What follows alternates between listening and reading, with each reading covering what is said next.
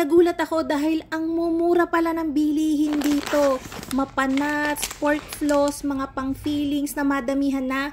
Ang mura talaga. Ano? Kaya pa? Kaya pa?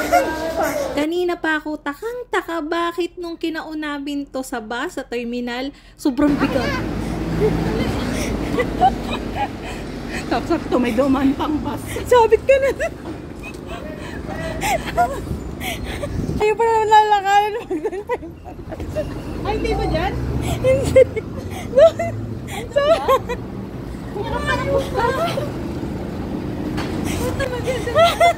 Uwi na tayo. Kasi!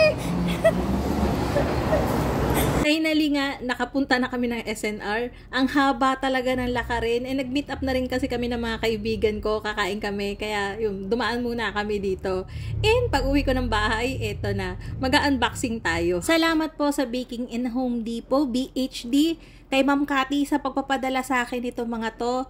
Takang-taka talaga ako kanina pa. Sabi ko, ano kayong laman nito? Bakit sobrang bigat? Before kasi, nag-inquire na ako sa kanila. Nag-o-offer sila ng online transaction. Nagtanong ako sa kanila before ng laminated butter. Meron silang available na Anchor butter sheet. Ang dami talaga nilang paninda pang bake. Kompleto talaga. So, pagka meron kayong kailangan, mag-inquire kayo dun sa page nila. Yay! May pinadala sa ating pork floss. Magagamit ko to. Kailangan ko to sa workshop. Tapos, meron din tayo ulit na bag. Meron na ako nito, nabigyan na ako nito, may kasamang unan. Tontuwa talaga ako kasi meron na akong unan sa biyahe. Meron silang chocolate chips na nagulat ako, napakamura ng presyo. For 1 kilo, 250 pesos yung kanilang white chocolate chips and 220 yung kanilang chocolate chips. Yung mga chocolates ngayon, alam naman natin na medyo mahal na talaga pero sila ang mura pa din. Sliced almonds is 300 pesos per 500 grams na. Ang mura na nito, ining. Away, magkano ito dun sa nabibilan kong baking store. Meron din silang cocoa powder.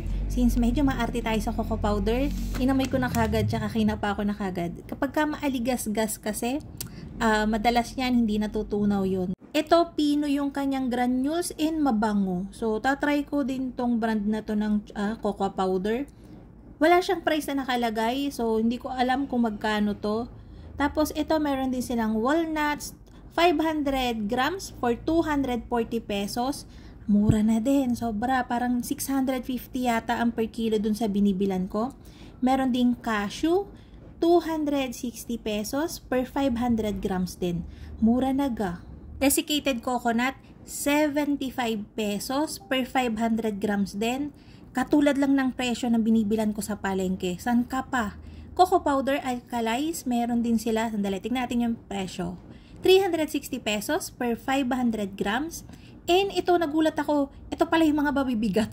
Strawberry filling, 2 kilos na for, ayan, 295 pesos. Isipin yun, 2 kilograms, 295 pesos. Mura na. Meron din tayong Bavarian filling. Ito talaga yung gamit na gamit ko. Tingnan natin kung magkano yung presyo. Lahat ng fillings ay 2 kilos. So, pumipresyo to ng 260 pesos. Meron din pinadala sa atin na blueberry filling. 260 pesos din per kilo. Grabe. Ang dami. Ang dami din mabibigat. Napagtanto ko, ito pala yung mabibigat kanina. Bawing-bawi yung pagiging kargador ko kanina. Isipin nyo na lang, 2 kilos ang isa. Ang dami ko na mapapalamanan. Pang feeling mo sa mga cake, sa mga cake na tub. Ang dami yung magagamitan ng mga feeling na to. Meron din silang coffee for 260 pesos to 295 pesos. Sobrang dami na, 2 kilos na. Ang dami mo nang magagamitan. Ito na yung pinakamabigat. Diskumpiyado pa ako. Sabi ko, ilang kilo kaya to? Ba't ang bigat-bigat? So, tinimbang ko. Abay, akalain mo, 5 kilo. Kaya pala ang sakit ng balakang ko. Ang dami, tsaka ang bigat ng biyaya na to, Baking in Home Depot. Grabe. One-stop shop talaga siya ng mga baking needs. Isipin nyo, meron silang croissant butter. Doon nga lang ako nakakita talaga ng kompleto. Pwede siyang palaman sa mga tinapay, ube cheese pandesal, sa mga cakes. Salamat po na marami, Baking in Home Depot. Na-meet ko si Ma'am Cathy sa Wufex. Sobrang ganda. Sobrang, ayaw mo malalabas. Ang ganda, sobra. Salamat po, ang dami yung pinadala. Maraming salamat po. Thank you. na ganito, ginagamit ko po talaga. So, salamat po ng madami. Thank you, thank you. Bye po.